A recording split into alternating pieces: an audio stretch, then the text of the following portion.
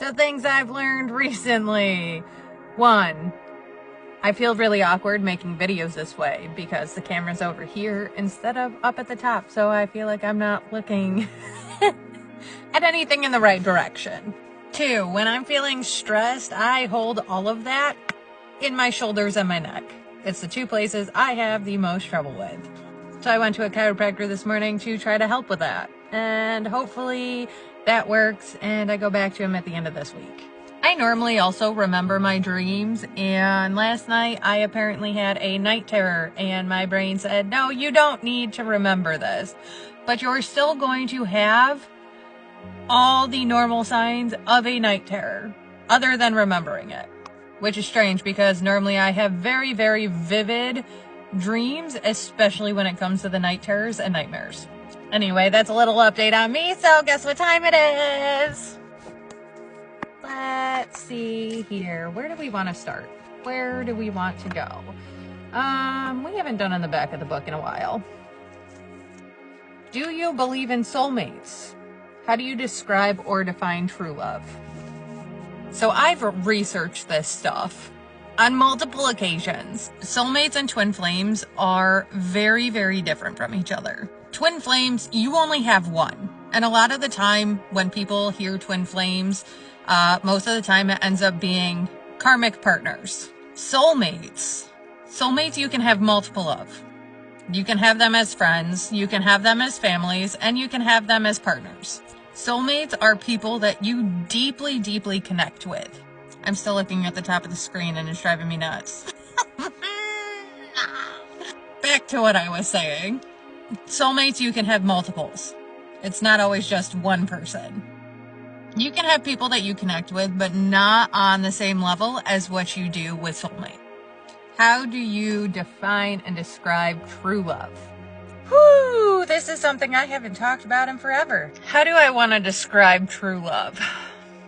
True love is much different than what a lot of people think it is. Some people get it mixed up with trauma bonds. Trauma bonds are when you are connected to somebody, but not out of love. It's out of different manipulation tactics that make you feel like you cannot live without this person. And they are very, very fucking hard to break. Average amount of times it takes for somebody to actually leave a person that they are trauma bonded to is at least 7 times. Especially with the ones that are mentally and emotionally manipulated. The physical ones are just as bad.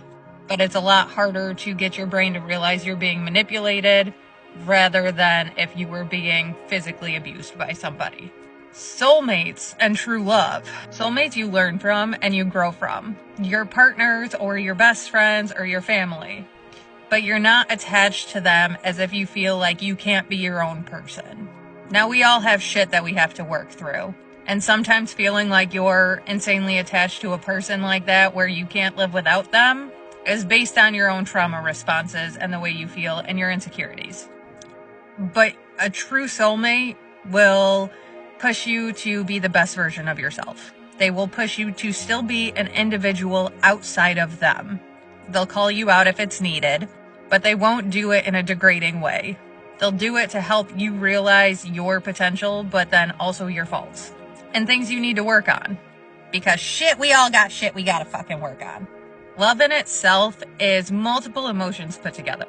I don't feel that you just love somebody. I think it's a lot of things added up to equal out to love. There's trust, there's honesty, there's communication, there's comprehension. Even when you're scared to talk to them, you still fucking do. And sometimes it's not even being scared to talk to them. Sometimes you just talk to them and open up naturally. Like you've known each other for forever, even if you've only known each other for a shorter amount of time. True love is work. It's not like the fairy tales. It's not the Disney princess movies. It's not we're perfect for each other, so there's never going to be any problems. But when there is problems, you guys figure it out. There's not a bunch of yelling. There's not a bunch of screaming. There's open communication and open-mindedness to be able to hear the other person out and to be able to look at yourself to see if you went wrong and where you went wrong, and the same with them. It's not running away because you don't want to deal with it. It's not pushing it off to the side. It's not invalidating feelings. Because even if you feel like something is very fucking minimal, if somebody brings it up, it's probably a conversation that needs to happen. And there needs to be understanding within it. True love is a lot of fucking things. And it's a lot of work. But every ounce makes you feel like you should be there and be working through those things. Because you don't necessarily need the person. You want the person. You want those people around. You want to keep the deep connections. You want the people that will make you a better you. It's the people that see you for you. It's the people that love you on purpose. It's the people that see your faults, but see you working through them. It's the ones that respect your boundaries, while you also respect theirs. The other big thing about soulmates that I've learned, somebody might be your soulmate, but that doesn't mean you're theirs. And sometimes that's something that's really hard to grasp the concept of, but it's important to know. Soulmates are your group, your people, the people that you always want around. Think of it like this. If you are trying to find your person, your soulmate, in a romantic way, look at how your best friend treats you. Whether it's a guy, whether it's a girl, whether it's whoever. Somebody that you have a platonic relationship with. When it comes to how they treat you mentally and emotionally, should match up to how your best friend treats you. Unless your best friend treats you like shit. Then that's a different story. And you should probably work on yourself. And see why you're dealing with people that treat you like shit. What things do you need to work on to be able to fix that? Or if you need to walk away from people to help yourself. But if you have a healthy best friend, look at them and see how they treat you.